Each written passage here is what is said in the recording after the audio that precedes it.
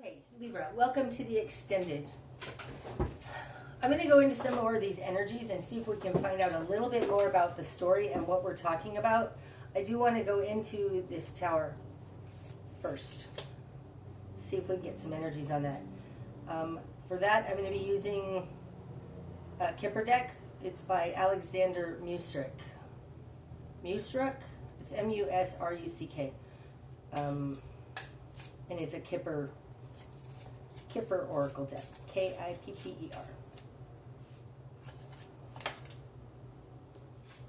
A military.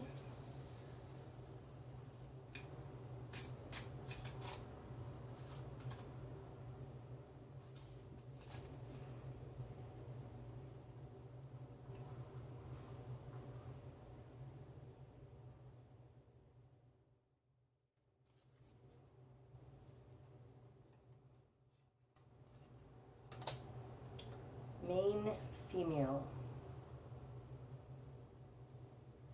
And this one wants to come out too. Grief and sorrow. This came out along with main female. Grief and sorrow.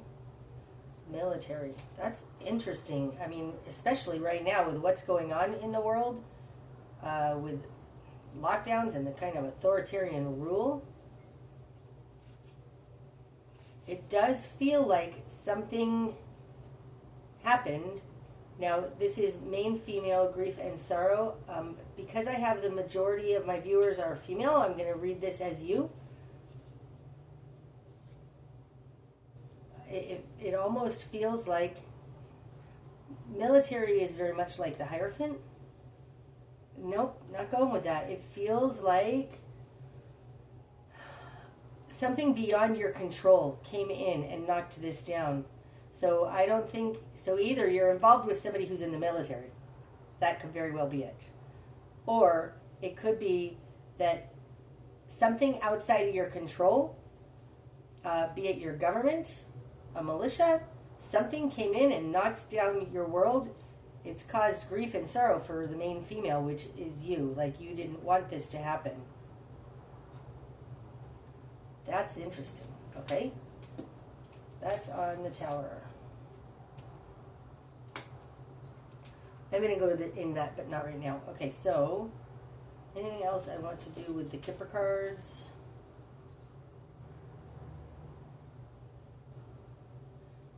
Not right now, but I do want to go into this Emperor energy. I think that this Emperor is the other part of this Lovers, or it's just control over you. So we'll see. I'm going to use the Wild Unknown Animal Spirit deck to get some energy on that. Energies on the Emperor, please.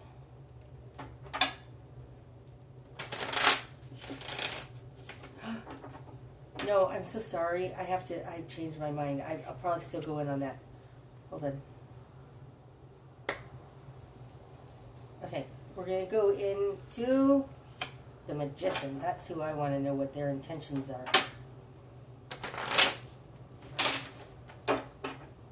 Magician. Energies on the Magician, please. Now, this falls in the immediate environment of other that you're dealing with.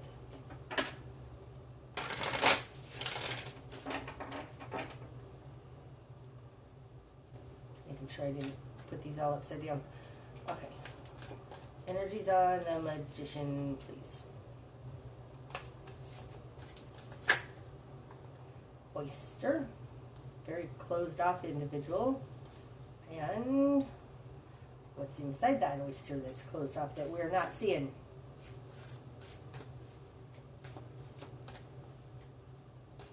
What's inside the oyster that we're not seeing?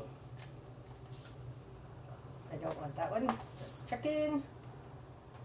Sometimes it takes a little while for me to get these out because I don't normally shuffle like this, but it's awful nice when they do turn over and then I know that that's the one for us.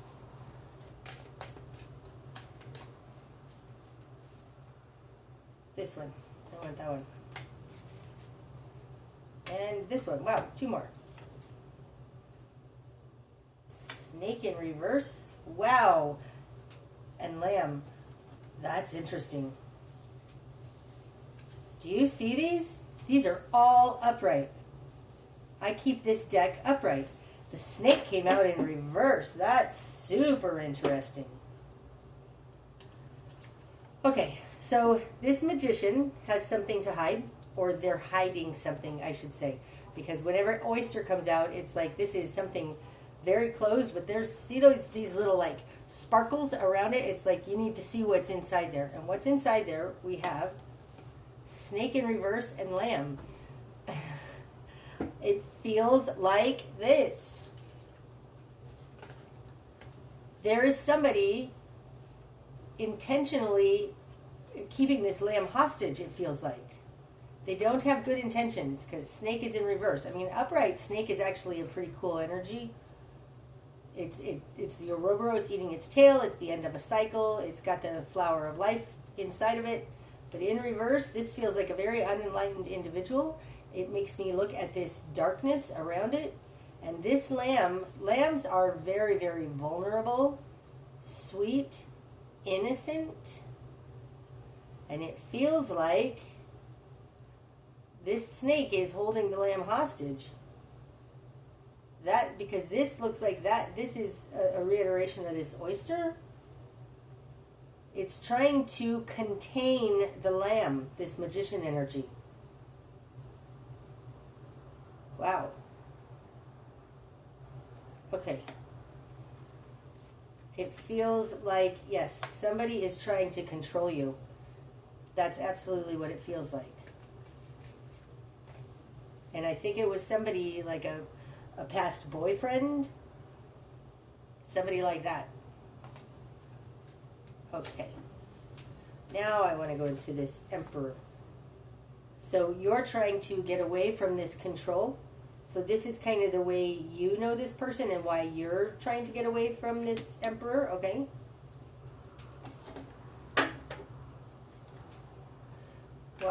Why is the emperor in reverse?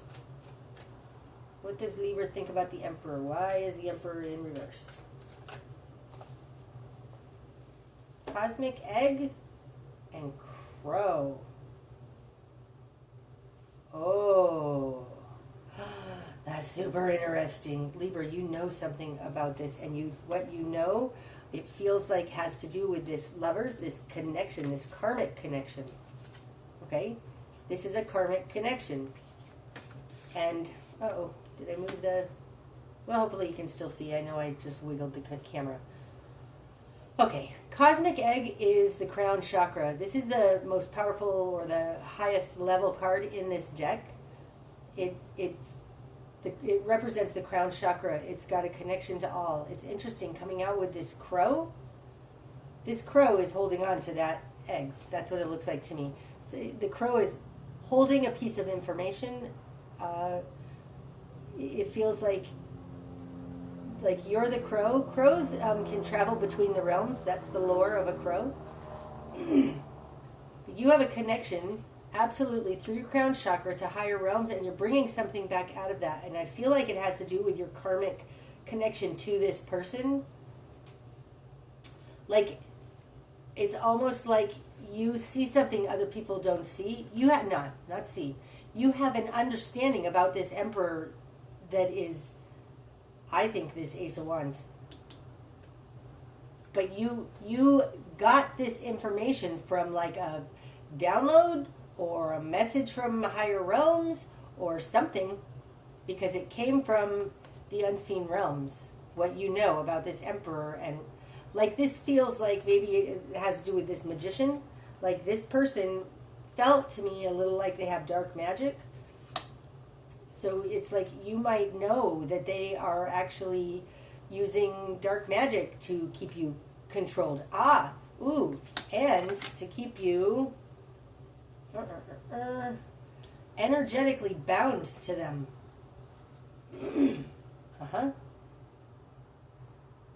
Energetically bound to them.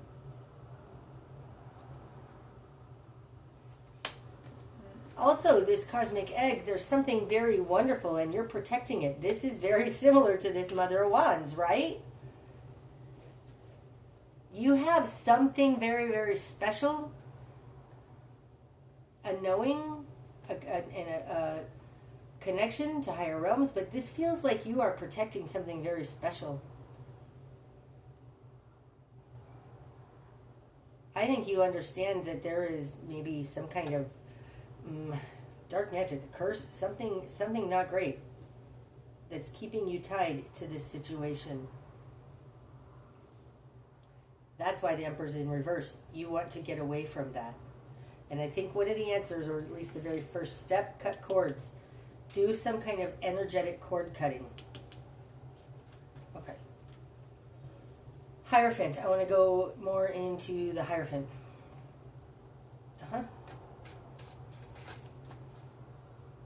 What's the Hierophant in the best... No, in your direction you need to head is towards the Hierophant. Give us more information on the Hierophant. Nope, I don't want that. Golden egg. Wow. Okay, so golden egg is... Black egg is the heart. Golden egg is it the throat chakra? Or is it the third eye? No, that's unicorn. This is a throat chakra. Golden egg. Okay, so this has something to do with speaking, which is interesting because the Hierophant with his beak open, he often looks to me like he's calling something out. Oh, that's super interesting too. Calling something out. So using your throat chakra. Where is the snake? It's like calling out this pattern. I know these are different sacred geometries, but it feels like you're calling out this pattern of behavior. Okay, so with the Hierophant here, this is clarifying the Hierophant. I'm not sure that I'm going to go into all of these other energies. Maybe we are. The Hierophant here, you're calling out that there is a pattern here. I think there's a stalking pattern, a pattern of harassment and entrapment. Okay, this is the main energy of this Hierophant. What you're calling out, a pattern. And then we're going to look at these. I'm not going to go into them really deeply, but we're going to look at them. Now, eagle to me, okay, so eagle in the air suit of this deck, there's 8 cards of each suit and then 7 of the divine. This is the highest you can get in the air element. It's a very, very, very powerful card. And again, it's reaching down and grabbing something, kind of like this crow. It feels like you've found something out, or you've shined a spotlight on what's happening here and you're going after it. Butterfly. Okay, sorry. Normally butterfly would be great change, metamorphosis, but it feels a little like a shapeshifter. So maybe a narcissist. You're going after, see, change.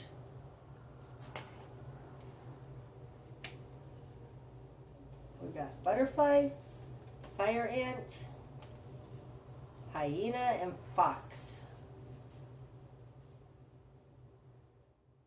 Okay, so hyena and fox feels like your energy and the energy of whoever you're dealing with. Foxes are very cunning, sharp, smart. But next to this hyena, like fox energy can come in several different ways, but next to this hyena, this fox looks very alert, but sweet, well-intentioned, or at least alert to see, like you can see this hyena. Now the hyena card has this moon here, which is half moon, right? Half in dark, half in light. You can see the dark side of this nastiness. It's possible that this fox energy is them. This is what they show the world. This is who they are, something like that. But I feel like this is you seeing the truth about this person and calling it out, right? Calling it out, going after it, calling it out with the golden egg on top of the Hierophant.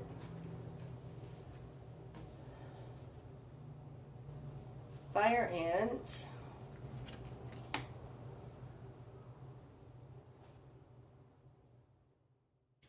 And butterfly.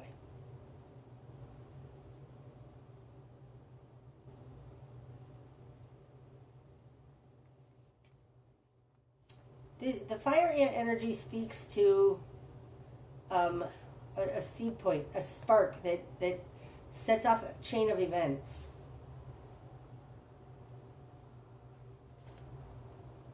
It's almost like if you can see, if you can catch them when they change into, it feels like a werewolf almost, right? You're watching for them to change into this hyena, nasty kind of energy. And if you can light it up when they go through this change, when they're, I mean, this could be somebody who's schizophrenic or something. It doesn't feel quite like that, but like there is two sides of this person. One is like, oh, happy, joy, joy, and like one is nasty. And if you can call out this change that happens to them, it'll set off a chain reaction. And I think it's a chain reaction to break the bind, to break the ties that bind you. Okie dokie, that was a lot. I love this chain reaction. I'm going to keep that here. I'm going to go like this. Full neg. That's the Hierophant. You're calling out that there is a pattern here. You need to be able to show when they become devious, something like that. This is something that you understand as a karmic connection. This feels like the same kind of shit that's been going on for many lifetimes for you from this karmic. Okay, what do I want to go into next?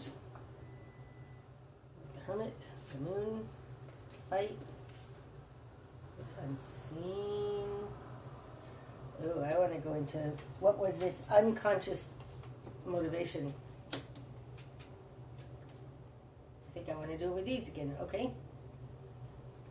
What was the unconscious motivation here?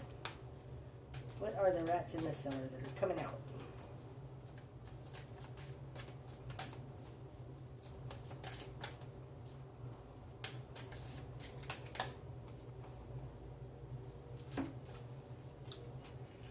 Turtle, Cobra.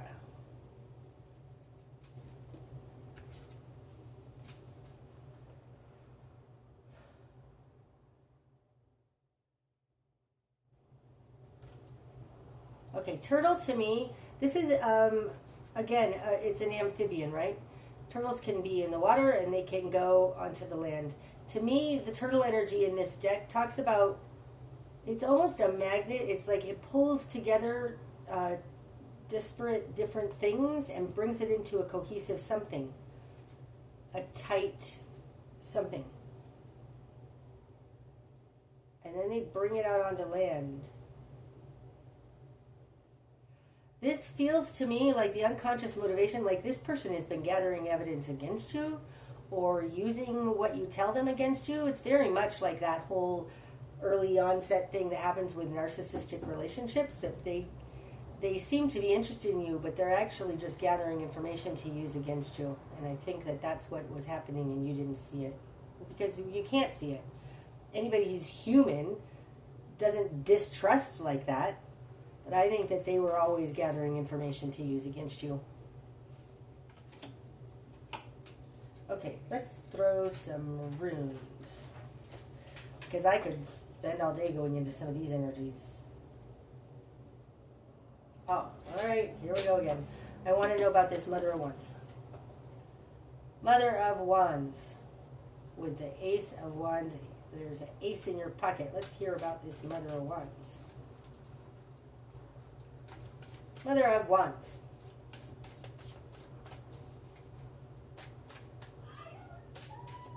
Sorry about the noise in the background. My daughter's very excited about something, even though she's doing homework. Okay. These, I want these. Well, I kind of want that one too. I want all these. Mother of Wands. Oh, so interesting. Gazelle's been coming up a lot. Gazelle is a very alert, protective, fiery individual. It's a very motherly kind of energy, so it's interesting it came out on top of the Mother of Wands. Scorpion. This feels like you have your own tricks in your basket, like your own tricks that you can sting them. Like this is almost a sting operation. Oh, that's interesting. Maybe you're setting up a sting operation against this person. Wow. Okay, and then what was the other one? Zebra. Oh, I love that. Oh, zebras are incredibly attached at the third eye, right? This golden egg. No, this golden egg is the throat chakra, sorry. The third eye, it's in this deck, the third eye on this zebra is exactly the Three of Wands in reverse. It's like, I really, really think, Libra, you have an intuition on something here. You understand what's been happening. It comes from a karmic past.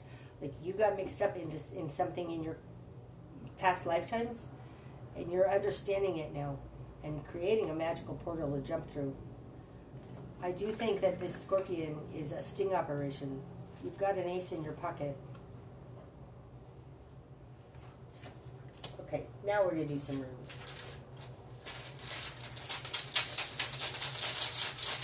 Further messages for Libra, please.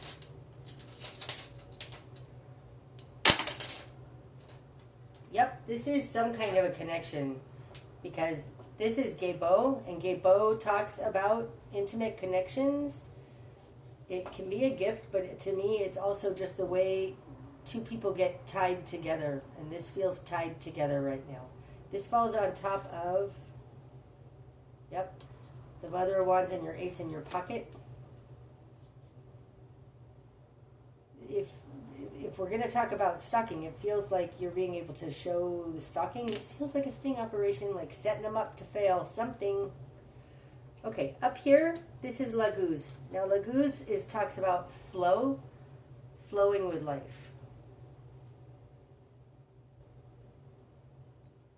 It was almost in reverse. So I feel like it's like, don't bypass this connection. Don't bypass this, like, understanding how all of the dots connect.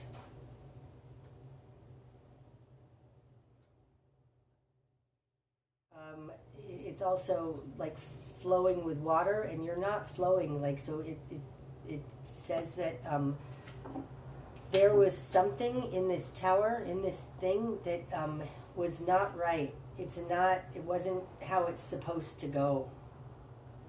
Okay, here, this is touching the Magician, and it's close to these karmic things. So I think this is going to be speaking about your karmic history and what's keeping you bound. Oh, that's interesting. Okay, this is Pertho. Now you have it in reverse. Where did I see that? Where's the snake? Okay, I'm going to talk about this in a second. You have it in reverse. This is the correct way for Pertho to be. Now, Pertho speaks to... This is a very deep, complicated room, and it very much talks about karma. Karmic connections, lifetime to lifetime to lifetime, because this is like a womb and being born again, okay?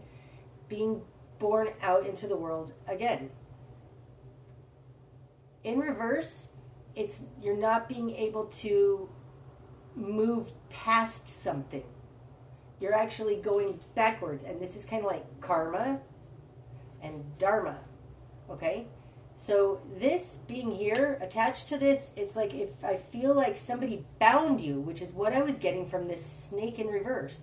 It feels to me, and this is a very kind of magical working type of rune. Not for magical rune working, but to talk about like soul journey kind of stuff, Pertho does. So it's like you're being blocked. You've been put in, it feels like a spell. It feels like you have a little bit of a curse on you or something. And it happened in many lifetimes ago. You're going to call this out. At least call out, because this falls clarifying the Hierophant. So maybe you've never been able to call it out in the past before. And now this lifetime, time to end it. Time to end it. This relationship is toxic and nasty, falling on top of this Scorpion. Okay, that's what it feels like. Okay. But I think that this came from lifetimes ago, Libra. Whatever you're dealing with is definitely karmic. It's like it's almost like they took you, they got hold of you way back then, and put you in. It feels almost like the genie in the bottle. They put you in a bottle and won't let you out. Something like that. Okay. Lastly, we're going to do the Wild Unknown Archetype deck by Kim Kranz. This will just give us some energies of the bigger kind of soul life things that you're dealing with here. Nope.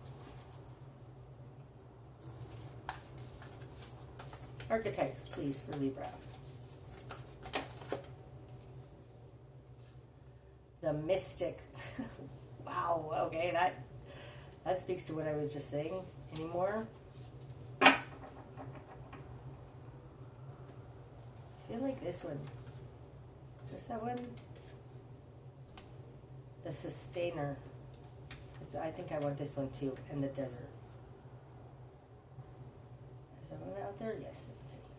Okay. I feel like, well, okay. Let's read them in this order, but I feel like the Mystic is in the middle. The Mystic is drawing conclusions and linking things together. Okay. Where's my book? There it is. Okay. The Mystic, number 21.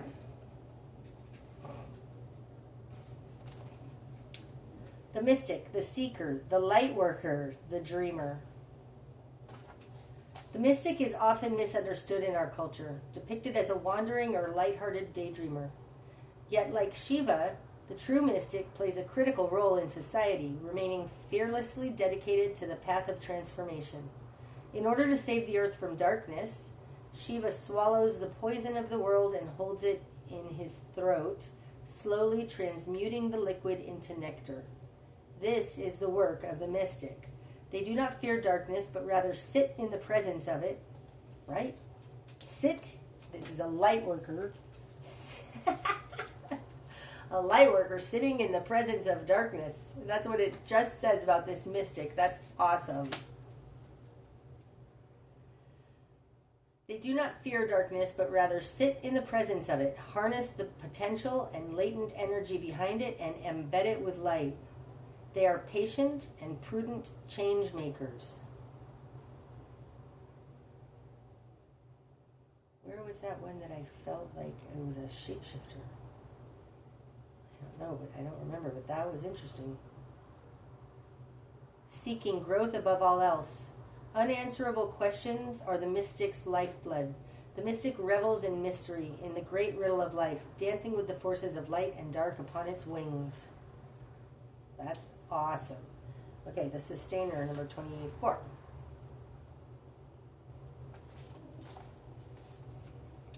The Sustainer, the Peacemaker, the Upholder, the Preserver. The Sustainer, the second archetype in the trio of existence, works behind the scenes, tending to the tasks of life. They cultivate gardens, pay bills, keep the meals warm and the mouths sweetly fed. The Sustainer is at peace in the presence of life, knowing there is no start or finish to humble yet meaningful tasks. They have a natural inclination to nourish others, to archive, to preserve Earth's resources, to consider environmental impact, to see their role in the divine cycle of life. It's common for the Sustainer to become overworked, leading to resentment. Their tasks aren't glamorous, and therefore the Sustainer rarely receives the credit or attention. The Sustainer longs to hold things in place so badly, especially relationships, that they resist necessary change. Take time with this archetype. It is within all of us and needs our love. Okay? And then the Desert, number 37. 37. That's 40, sorry. 37. The Desert. The drought, the wasteland, the badlands. The desert leaves us disoriented, desperate for direction, grasping for meaning, longing for solid ground. For endless miles, we are confronted with a lack of clarity and existential dread. We are thirsty, hungry, pleading with life to get back to normal, to become animated by the simple pleasantries of day-to-day life. The desert offers no such comfort, and all must pass through it. If you can embrace the discomfort of the desert, knowing you will someday reach water again, you can tap into the potent energy of the landscape. Its lights are blindingly bright, and its darks are terrifyingly deep, which makes for unbridled creativity and clairvoyant visions. Truths reside in the desert that otherwise remain hidden. The crows, the shadows, the coyotes call, surround you. Let the winds and sands work their deep magic, wary traveler. Wow. This is a very karmic heavy reading, kind of life path soul stuff, but you're a light in the dark. Okay, I hope that that's helped you, Libra. Until next time, namaste.